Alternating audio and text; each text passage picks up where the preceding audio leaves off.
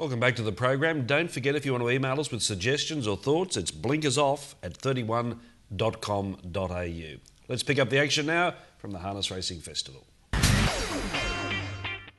Well, we're here today at the Parklands Complex at the Gold Coast for the 4th Harness Racing Festival. It's always a huge success, and everything harness racing on display here today. And I also had the chance to catch up with Racing Queensland's marketing manager, Blair Rogers. Blair, the Harness Racing Awards night coming up next month promises to be a great night. It should be, yes, David. A lot of work goes into the awards night each year, and we've worked hard this year with the help of the clubs and Pt3 and to put on a great night for the harness racing industry. Give us some details. It's Sunday, 4th of September? It is Sunday the 4th of September. We have the thoroughbred night the night before, and then the Sunday will take care of the harness racing. Looks to be a great night. There'll be live entertainment. They're very well themed and presented evening with over 30 awards presented on the night. I've had a look at some of the contenders of the major awards. There's some great talent on display there. They're not hard to select. No, it's been a difficult year. The selection committee sits down and we send them out to the voting panel. They're working through them at the moment. It is some tough decisions, especially when you get to the top end of our Horse of the Year and the like. So some really good achievements have happened throughout Queensland in the last 12 months, and they'll be recognised coming next month. Just in closing, ticket price, and where can they get them from? Tickets $95 a head, tables of 10. You can get them by contacting the girls at the office, Racing Queensland, 3869 9777, and Elaine Dittman there will help you out. Look forward to seeing you on the night. Thanks, David. Will do. Let's pick up some of the racing action from yesterday at the Gold Coast. And the favourite here was Our Crusher Dust at odds on. They head down the back straight and they're tightly bunched. 3 Jewels being joined by Melton Lumbermack on the outside. 3 wide, Better Be Magic. Leader Look Gone. In between runners, A Promising Lad trying to force clear. Calatrava tracking up wider on the course. Rusty Sailor having little luck. He's being carted out towards the tail. Out Crushing Us, the favourite, with a lot of work to do. Then Explosiveness, Canadian Ice, second last named after me. And into Folders at the tail. Back straight quarter in 28.7. On the outside, it's Better Be Magic who went clear. Melton Lumbermack is trying to fight on. A Promising Lad is squeezing out of a pocket. Then Calatrava. Out Crusher Us very wide. So too Canadian Ice. Better Be Magic with the lead. A Promising Lad is starting to finish fast. Wider Out Crusher Us. And Canadian Ice is charging down the outside. Canadian Ice goes to them. He's got them. Well, Mark Douglas, you get the honour of being the first licensee back on the new show. But Canadian Ice, if you had a horse like Canadian Ice in your backyard every time, you'd go a long way. Very consistent. Yeah, he's very consistent. Good, honest horse. No superstar, but gets the job done, and he can run a bit of time, so he's still got a little bit further yet. That was his 12th win today. He's also had 17 minor placings, so he's been a good earner. Yeah, he's a good, honest horse. As I said, he can do a little bit of work in his race if he has to. He can sit off the speed. He's got a little bit of gate speed, so yeah, pretty good all-rounder, And a good win today. He had a wide gate. You had to come from last. You had to come wide, so there were no excuses for the others. No, that was a good win, and the winds were very strong out there today too, so times probably mightn't look as good today as what they probably could have, but he did the job all right. Yeah, nice horse, Canadian Ice. Should win a few more races. Oh, no doubt about that. I thought he was good. Our Crusher Dust, who started the favourite, disappointing. Canadian Ice gave him a start and a beating.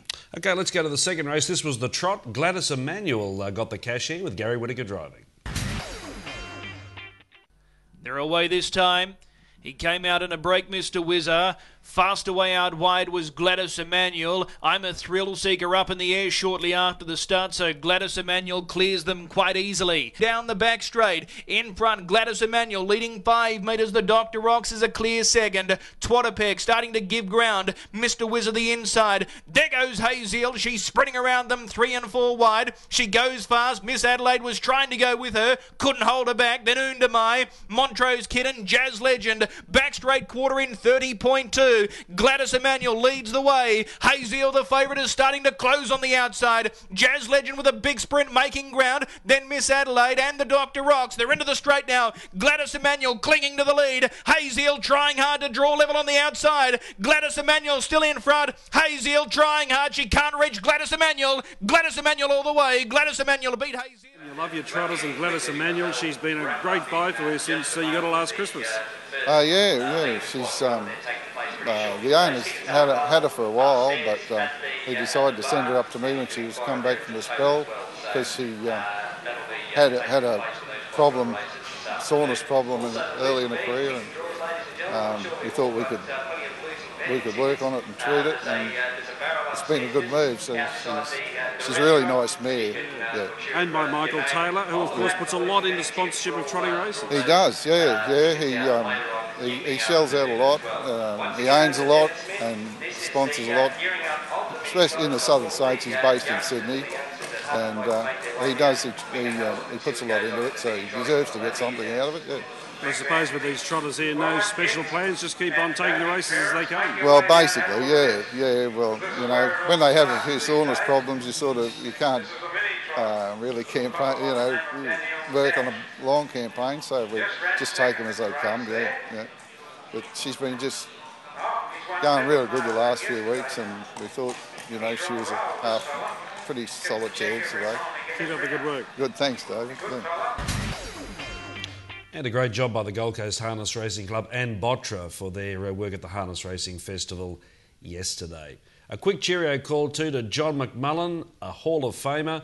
John had a bit of a health scare last week, but I believe he's back home now, and I'm sure he'll be watching tonight. So to Mully, from all of your friends and family, of course, we're glad you're back at home and hope to see you at the track soon. Chris, we're just about over and finished. Sushi winning the Breeders' Crown 3-year-old final yesterday. He is the next big thing in harness racing, isn't there's no doubt about that. Capped a dream season, unbeaten, feature victories on both sides of the Tasman. He was awesome taking out his final. Greg Sugars, what a season, what a star of the future. He was just as good as the horse, if not better yesterday, because he was brilliant. Look forward to seeing you next week. Thanks, David. Chris Barsby joining us on Blinkers Off. That's our first edition. Hope you've enjoyed the show, folks, and I hope to see you again next Monday night when we talk all things Queensland harness racing in Blinkers Off. Until then, good night for now.